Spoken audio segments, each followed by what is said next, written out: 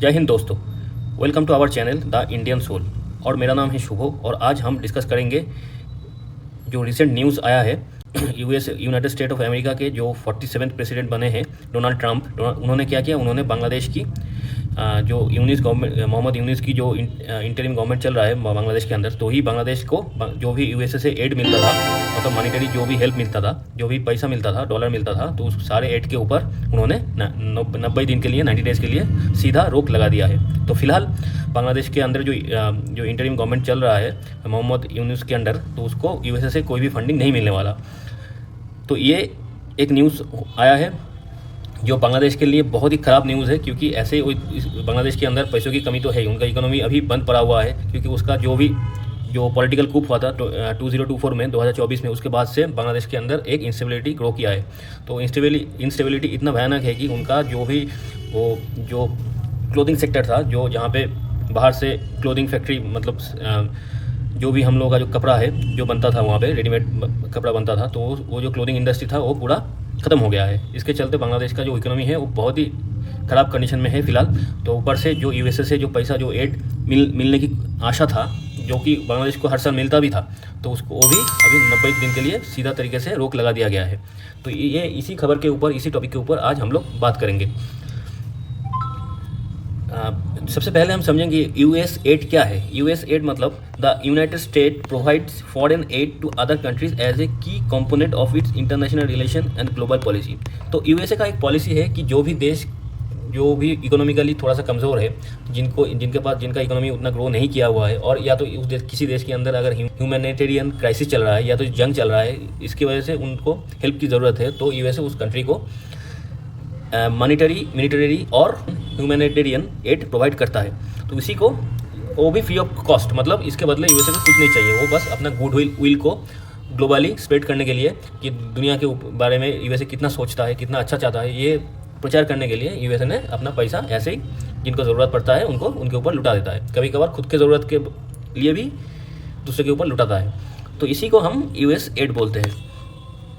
तो अब देखेंगे कितने टाइप का यूएस एड होता है। यूएस फॉरेन पॉलिसी में जो यूएस फॉरेन एड होता है, तो कितने टाइप का होता है। एक हो गया इकोनॉमिकल एड। इकोनॉमिक एड मतलब अगर कोई भी देश के अंदर कोई किसी इंफ्रास्ट्रक्चर को ग्रो करनी है, उसका हेल्थ सेक्टर को ग्रो करना है, पॉवर्टी को ठीक करनी है, शर्त एक ही है कि उस देश को यूएसए के अंदर यूएसए का दोस्ती कबूल करना है, तो उसी के बदले उनको एड मिलेगा। तो जो भी है, तो ये होता है इकोनॉमिकल एड, जो डायरेक्टली एज ए इकोनॉमी को बूस्टअप करने के लिए मिलता है। दूसरा हो गया ह्यूमैनिटेरियन एड। ह्यूमैनिटेरियन एड क्या होता है, अगर किसी जगह पे कॉन्फ्लिक्ट हो गया, जंग हो गया, बहुत सारे लोग अनाथ हो गए, बहुत सारे लोग मारे गए, खाने का दिक्कत हो गया, अनाज की कमी हो गया, या तो फेमाइन, कोई महामारी, कोई नेचुरल डिजास्टर आ गया, तो ये सारे जहाँ पे मेडिसिन उतना सही तरीके से पहुँच नहीं पा रहा है, बहुत ही गरीब देश है, तो उस जगह पे ह्यूमैनिटेरियन एड यूएसए भेजता है। तो ये हो गया दूसरे टाइप का एड।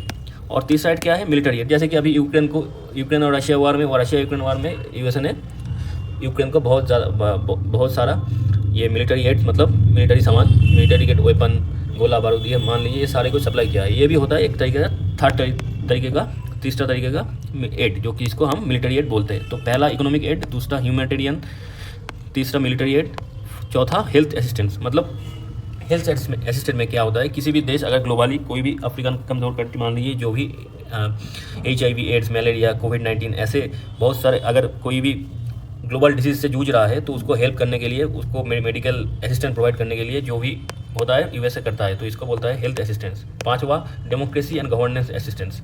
डेमोक्रेसी, किसी भी देश के अंदर डेमोक्रेसी को स्थापन करने के लिए या तो गुड गवर्नेंस करने के लिए अगर किसी को एड चाहिए, जैसे कि गुड गवर्नेंस और डेमोक्रेसी के चक्कर में यूएसए पाकिस्तान को एड देता है, उसी एड फिर टेररिज्म में फंडिंग हो जाता है, तो ये सारी चीज़ यूएसए एज ए एड देता है।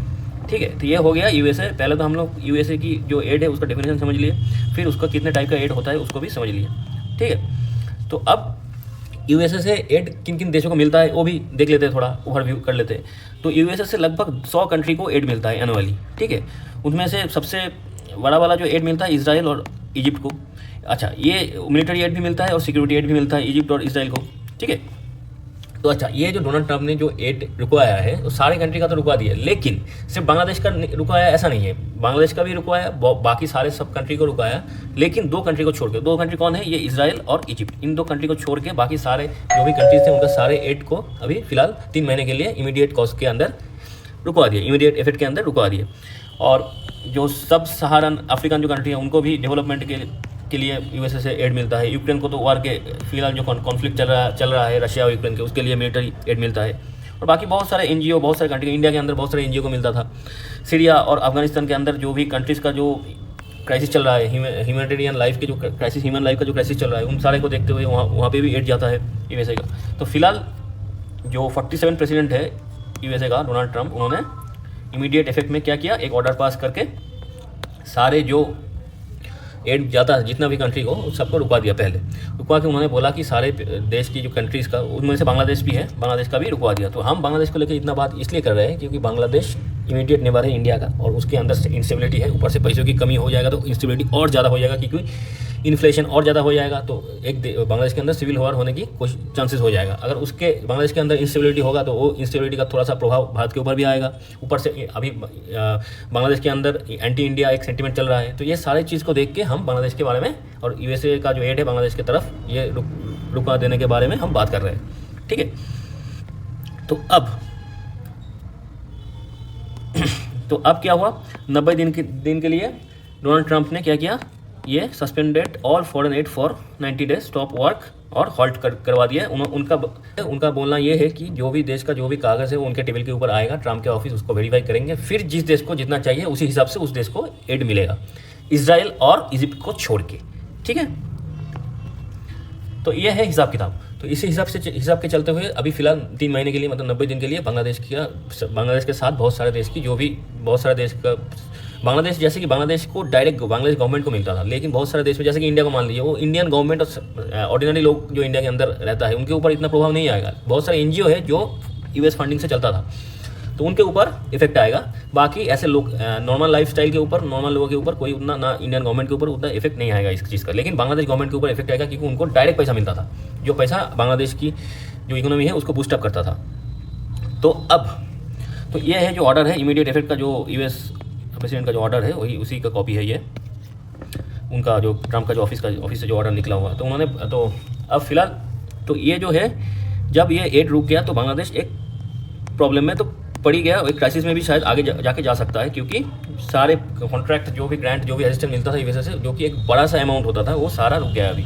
लेकिन बांग्लादेश का भी फिलहाल पैसों की बहुत ज़्यादा ज़रूरत है, क्योंकि देश के अंदर जो इंस्टेबिलिटी है उसको शांत करवानी है, लोगों को गुस्सा को शांत करवानी है, जो इन्फ्लेशन ज़्यादा हो रहा है, दिन के दिन ज़्यादा हो रहा है, उसको भी कंट्रोल करनी है। ये सारी चीज़ के लिए बांग्लादेश को पैसों की सख्त ज़रूरत था, लेकिन अभी फिलहाल वो बंद करवा दिया गया है। तो अब हम देखेंगे जो यूएसए जो बांग्लादेश को जो भी एड देता था और बाकी देश को जो भी एड देता है उसका थोड़ा सा हिसाब देख लेंगे। इन 2023 में क्या हुआ, यूएस ने $45 बिलियन किसको दिया, टोटल 158 कंट्री को $45 बिलियन एज एड दिया। उनमें से 4,400 मिलियन किसको दिया, बांग्लादेश को। 2,031 मिलियन किसको दिया, पाकिस्तान को। देखिए 4,400 मिलियन कहाँ, 231 मिलियन, ठीक है। और 1 बिलियन अफगानिस्तान को और 175 मिलियन इंडिया को। मतलब ये जो इंडिया को दे रहा है, ये डायरेक्ट इंडियन गवर्नमेंट या तो इंडियन की कॉमन पब्लिक को नहीं दे रहा है, ये एक एनजीओ को देता है, जो एनजीओ यूएसए से फंड होता है। और बाद में यही सारे एनजीओ यूएसए के बात सुन के इंडियन गवर्नमेंट के खिलाफ बात भी करता है। तो ऐसे भी उल्टा तरीके से सोचेंगे तो ये भी दिमाग में आएगा। तो और उसके बाद 118 मिलियन डॉलर नेपाल को, 123 मिलियन डॉलर श्रीलंका को। ये सारे यूएसए ने 2023 को दिया। और अभी ये, तो जब ये सारे पैसा अभी रुकवा दिए इमीडिएट इफेक्ट में 90 दिन के लिए, उसके बाद शायद ऐसा हो कि 90 दिन के बाद ट्रंप की ऑफिस ये सारे कागज, सारे देश का जो डॉक्यूमेंट्स है, सारे को चेक करके शायद बांग्लादेश को फिर से पैसा देना चालू भी कर दे। लेकिन फिलहाल जो 3 महीना जो जाएगा, जो इमीडिएट इफेक्ट में हुआ है, उसका जो प्रेशर आएगा वही यूनुस को हिलाने के लिए बहुत ज़्यादा है। तो इसी की वजह से मोहम्मद यूनुस जो है, उनका जो गवर्नमेंट है वो बहुत ज़्यादा क्राइसिस में है, बहुत ज़्यादा सेटबैक के ऊपर खड़ा हुआ है, बहुत ज़्यादा चिंतित है, ठीक है। और 2024 में क्या हुआ, US provide 42% of all humanitarian add tracked by the United nation. तो यूनाइटेड नेशन जो भी 2024 में जो पूरे दुनिया के अंदर जितना भी ह्यूमैनिटेरियन एड दिया है, उसका 42% किसने प्रोवाइड किया है, यूएस ने प्रोवाइड किया है, ठीक है। तो अब हम देखेंगे US is the world's single largest donor of global aid. It allocated around 72 billion in assistance in 2002. 2023 में एलोन अकेला ही 2023 में 72 बिलियन इन्होंने डोनेट किया। और तो अब ये डोनाल्ड ट्रंप के पहले जो यूएस की जो प्रेसिडेंट थे वो थे जो बाइडेन, जो कि डेमोक्रेटिक पार्टी से बिलोंग करते थे।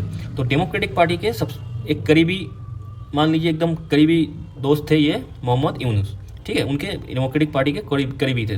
तो डेमोक्रेटिक पार्टी जब पावर में था, मतलब जो बाइडेन जब जितने दिन पावर में थे, तो ये जो यूएस का जो एड है वो सही तरीके से बांग्लादेश को मिल रहा था और बांग्लादेश के अंदर पैसा जा रहा था, यूएस डॉलर। तो अब डोनाल्ड ट्रंप आने से क्या हो गया, ये सारे पैसा डोनाल्ड ट्रंप ने रुकवा दिए, क्योंकि डोनाल्ड ट्रंप यूनुस को पसंद नहीं करते, क्योंकि यूनुस ने डोनाल्ड ट्रंप के खिलाफ पहले बहुत सारे बात किया हुआ था, क्योंकि वो रिपब्लिकन पार्टी से आता है और रिपब्लिकन पार्टी डेमोक्रेटिक पार्टी के अगेंस्ट बात करता है। इसीलिए ये रिपब्लिकन पार्टी के खिलाफ बात किए थे मोहम्मद यूनुस ने। इसी की वजह से डोनाल्ड ट्रंप ने मोहम्मद यूनुस को पसंद नहीं करते और पैसा सारे जो यूएस एड बांग्लादेश की तरफ जाता था उनको रुकवा दिए। तो इसके चक्कर में इसके चलते हुए मोहम्मद यूनुस की जो गवर्नमेंट बांग्लादेश के अंदर चल रहा है, ये बहुत ज़्यादा उनको सेटबैक लगा और बहुत ज़्यादा दिक्कत में आ गया है अभी। अब देखते हैं, ये जो दुनिया में एड फ्री ऐसा कुछ नहीं होता है। तो ये जो फ्री में पैसा बांट रहा है यूएस, इसके पीछे भी कुछ रीज़न होता है, ठीक है। एक तो पहला रीज़न क्या होता है, प्रोमोट ग्लोबल स्टेबिलिटी। दुनिया के अंदर स्टेबिलिटी को प्रमोट करते हैं यूएस। इसको दिखाते हुए यूएस ने क्या करता है, तो बोलते हैं हम जितना भी अनस्टेबल देश है उनको पैसा प्रोवाइड करते हैं और दुनिया के अंदर हम स्टेबिलिटी कायम करने की कोशिश करते हैं। ये सारे यूएस ने बोलता है। लेकिन कभी कभार होता है कि पाकिस्तान के अंदर मान लो आप स्टेबिलिटी को बहाल करने के लिए, स्टेबिलिटी लाने के लिए आपने पाकिस्तान गवर्नमेंट को पैसा दिया, मतलब पाकिस्तान आर्मी को पैसा दिया, वो पैसा कहाँ चला गया, टेररिस्ट फंडिंग में। तो ऐसे भी होता है काम कुछ।